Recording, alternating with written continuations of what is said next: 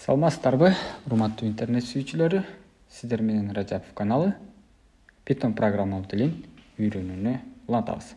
Бүгүнкү сабакта биз саптардын методдору тууралуу сөз кылмакчыбыз. Анда эмесе баштадык. Метод бул белгилүү бир объекттин түрү менен байланышкан жана конкреттүү мааниге колдонулчу функциялар. Ар бир маалымат тиби өзүнүн методдоруна ээ. Биз бул темада саптардын методдору менен таанышабыз. Саптык типтеги маалыматтарда бир канча методдор бар. Ушулар тууралуу сөз кылабыз жана ар бир методдун жөндөмдүүлүгүн карап чыгабыз. Метод менен колдонуу үчүн аны чакыруу керек. Ал төмөнкүчө болот. Алгач объектти, башкача айтканда, кайсы өзгөрүлмө менен иш кылып баратабыз, ошо аталышын жазабыз, өзгөрүлмөнүн аталышын. Андан кийин чекит коюп, методдун аталышы жазылат. Методдун аталышы жазылып бүткөндөн соң каша ачабыз. Кашанын ичине эгерде метод кандайдыр бир аргументтерди өзүнө кабыл ала турган болсо, анда аргументтерди беребиз. Эгерде метод аргумент кабыл албай эле иштей турган болсо, анда кашаны жаап коебуз. Демек, ушул жерден жыйынтык чыгарсак болот. Кээ бир методдор өзүнө аргумент кабыл алат, ал эми кээ бир методдор болсо, булар аргумент кабыл албастан туруп эле иштей берет. Биринчи метод бул upper методу. Бул метод саптык типтеги маалыматтын бардык тамгаларын баш тамгага айландырып берет. Эгер саптык маалыматта символдор же сандар болсо, алар өзгөрүлбөстөн кала берет. Мисалы үчүн, бизде A деген өзгөрүлмөбүз бар, ал hello деген сөзгө барабар болсо, ушул hello сөзүнө upper методун колдонгонубузда,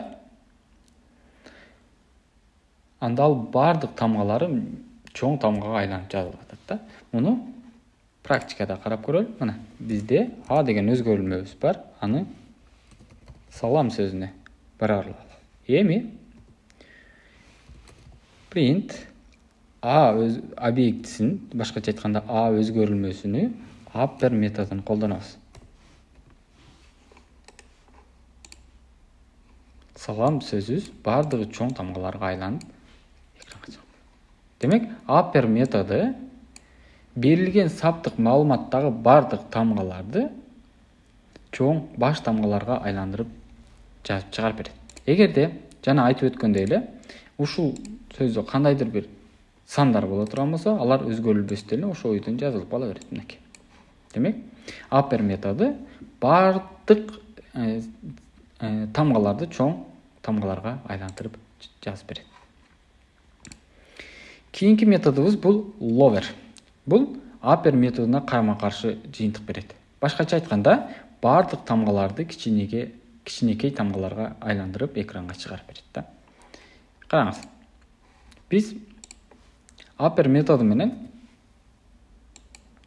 бардык тамгаларын чоң тамгага айлантсак, эми lower'ди колдоно турган болсок, анда бардык тамгалары кичине менен чыгып калат. Мынакей. Салам сөзүнүн биринчи тамгасы чоң тамга менен болуп турса, бул жерде кичине тамга менен чыгарып берет да. Демек, эгерде бул жерде бардык дагы башка бир тамгалар чоң тамга менен жазылып калса, муну дагы кичине тамга айлантырып берет да. Бул эки метод бири-бирине карама-каршы жыйынтык чыгарат.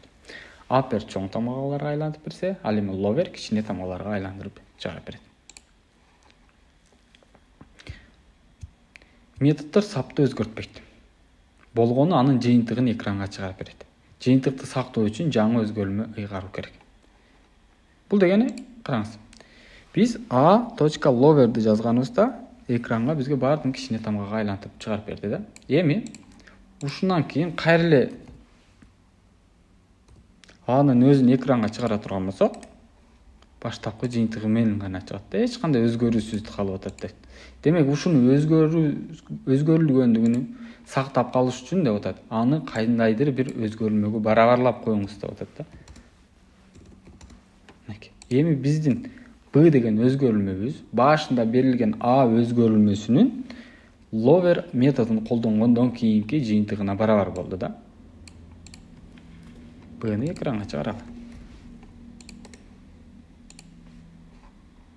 B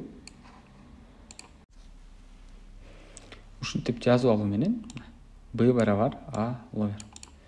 Башында берилген a өзгөрүлгөндөн кийинки маанисини эмне b деген өзгөрүлмөгө сактап алабыз да.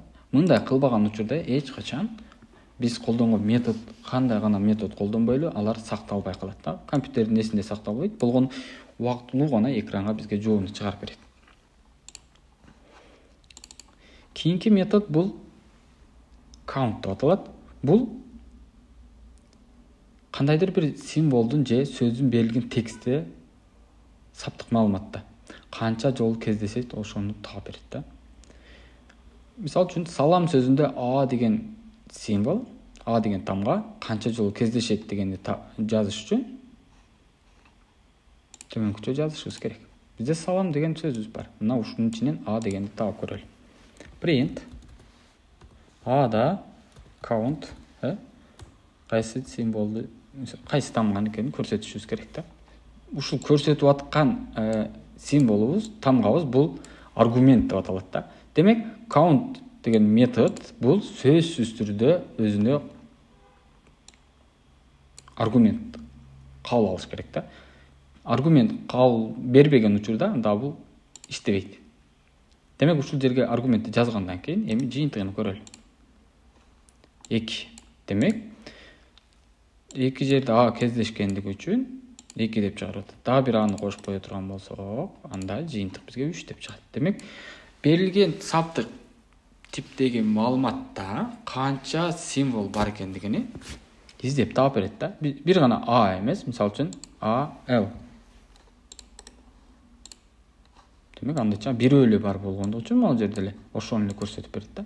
Бул канчалык көп текст болбосун, ошонун ичинен берилген сөздөрдү издеп таап алсак болот да. Мына ушундай учурларда колдонсок болот.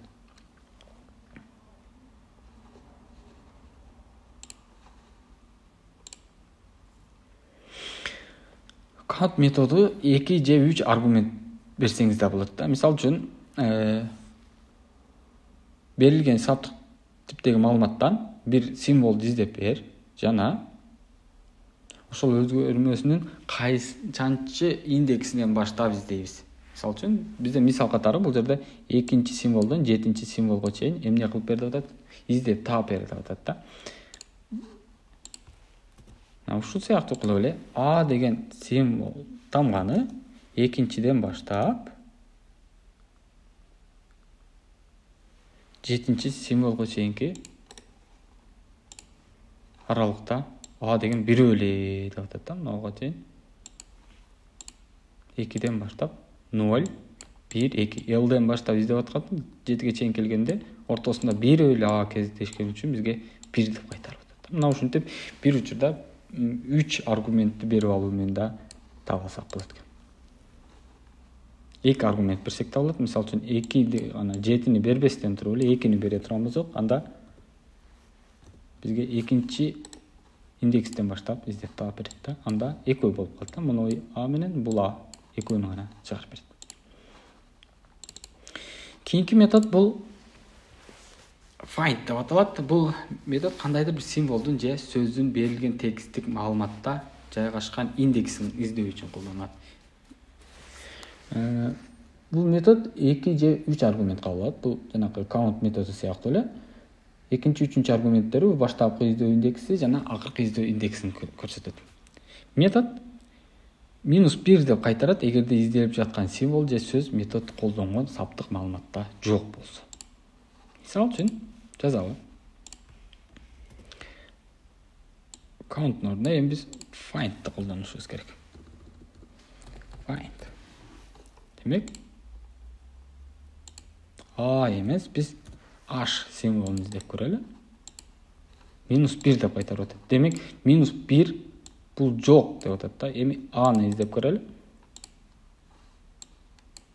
Бул 3-чү индексте жайгашкан деп индексин көрсөтүп берет. 2-чиден баштап деп баштасак. А эгерде биз 2-чи, 3-чү аргументти бербестен туруп эле издесек, анда 1 деп атат да. Демек, могу а 1-чи индексте тургандыгы үчүн ошол жайгашкан индексин көрсөтүп берет да. Ал эми count болсо бул канча жолу кездешет ошону таап берсе, find канчанчы индексте турат. Мына ушуну көрсөтүп таап берет. мына ушул find методунун жардамы менен берилген символду же болбосо сөздү канчанчы индексте турарын аныктап таап алсак болот да. Кийинки метод бул find деп аталат. Ушул эле find методун оң жактан баштап издеп табат да. Башкача айтканда караңыз. Find деген метод бул жактан издеп биринчи гана табылган A символунун индексин кайтарып берип атат да. Калганына уже маани бербей койду. Биринчи эле кездешти болду, ошону эмне кылып атат? Индексин көрсөтүп берип атат. Эми бизге бул жагынан издеп көрөбүз деп атсак, оң жагынан издеп көрсөк, анда канчанчы болот? Мына ушуну find менен деген тамга бул right сөзү оң жактан баштап изде деген сөз да. Эми оң жактан издешип көрөлү. Бул 8-чи символдо турат деп көрсөтүп берип атат. Башкача айтканда, мынау A'нын индексин көрсөтүп атат. Бул жагынан издеп көрсөтөт. Эгерде муну өчүрүп кое турган болсок, үчүнчүдө мынуну таап берет да. Бул жагынан, оң жагынан издеп баштап барат качан А деген биз издеп аткан символ кездешсе, ошону табат дагы, ошонун индексин көрсөтүп берет. Андан кийинки символдорго уже өтпөйт да, уже тапты, болду, бүттү. Ошонун жайгашкан индексин көрсөтүп берет.